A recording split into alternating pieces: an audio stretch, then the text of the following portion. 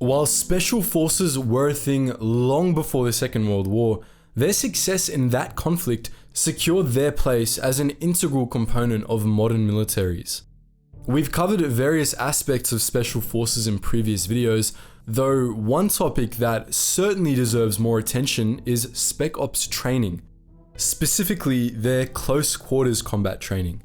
And it's impossible to do that topic justice without acknowledging two Englishmen who pretty much taught the British, American, and Canadian Spec Ops units of World War II how to end lives in close quarters.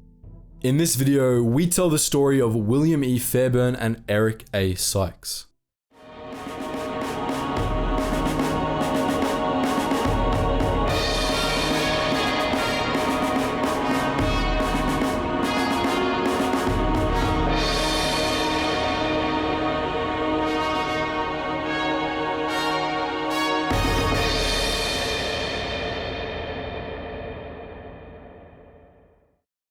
The story of William Ewart Fairbairn and Eric Anthony Sykes began a while before the Second World War. Fairbairn joined the British Royal Marines in 1901 and was sent off to Japanese-occupied Korea in 1903, where he trained with his fellow Marines while also studying Japanese and Korean martial arts.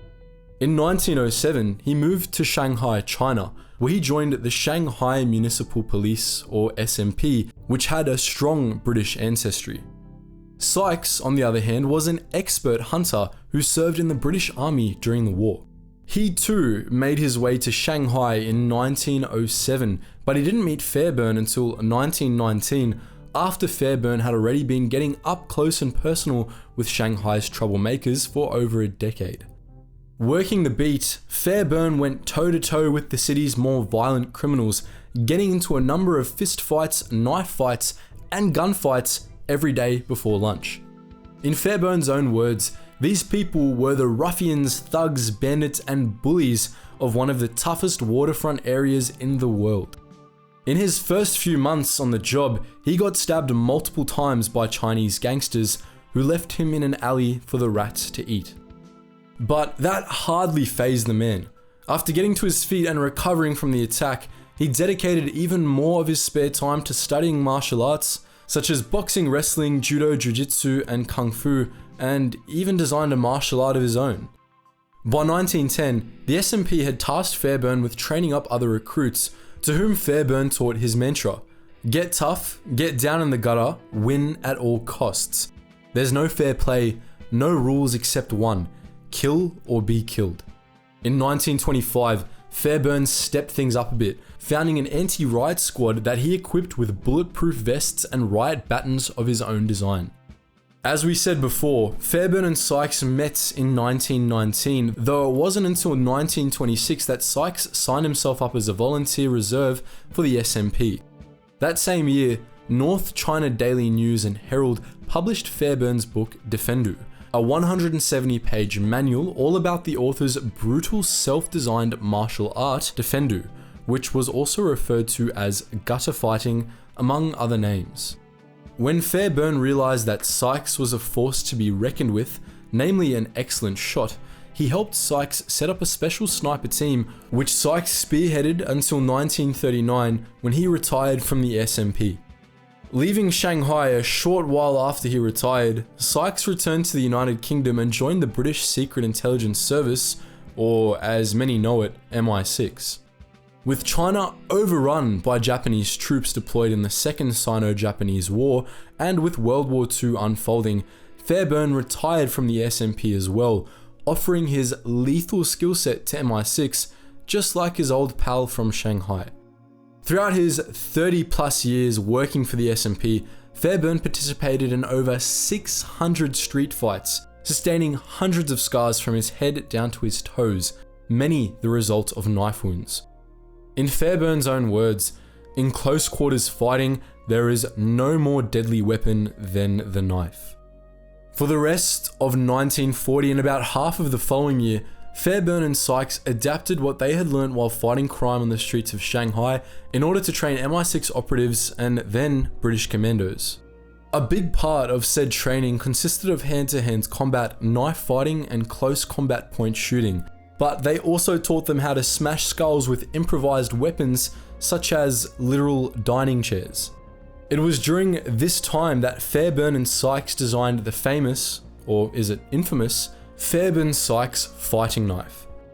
The manufacturing company, Wilkinson Sword, produced the first Fairbairn-Sykes in 1941, and the knife is still used by the British military to this day.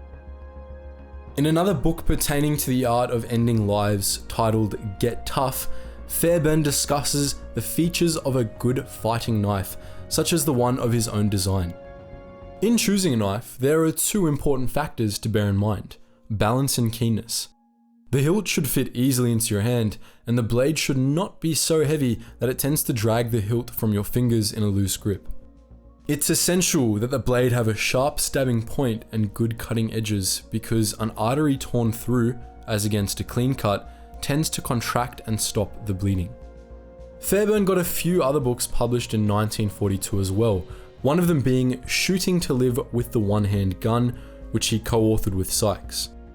This was the first written manual dedicated to combat pistol shooting, and one paragraph from the book reads, "The average shooting a fray is a matter of split seconds. If you take much longer than a third of a second to fire your first shot, you will not be the one to tell the newspapers about it. It is literally a matter of the quick and the dead. Take your choice." By the time enough MI6 operatives and British commandos had mastered so-called gutter fighting, meaning they were now able to train others without Fairbairn-Sykes being there in person, the Shanghai veterans had a bit of a falling out. This was possibly because Fairbairn treated Sykes like an underling instead of an equal, or possibly because Sykes may have had something to do with the higher-ups denying Fairbairn's request to go to war alongside the men he was training. Either way, Sykes stayed in the UK, where he trained the SOE operatives, and also the combined British SOE and American OSS Spec Ops teams known as the Jedburghs. As for our mate Fairbairn, he went on to Canada, where he trained Canadian and American Spec Ops units, such as the Rangers and SAS, as well as OSS agents. In May 1945, several months before World War II came to an explosive end, Sykes succumbed to a heart attack. Fairbairn, however, went on to train cops on the Mediterranean island of Cyprus and then riot squad units in Singapore. After living a life full of violence, he died peacefully in 1960 at 75 years of age. As always though, we'd love to know what you think. Had you heard of the men behind the knife before this video? Do you know anything about either man that we didn't cover? Lastly, how many Shanghai knife fights do you think you could have survived? Please share your thoughts and more in the comment section below.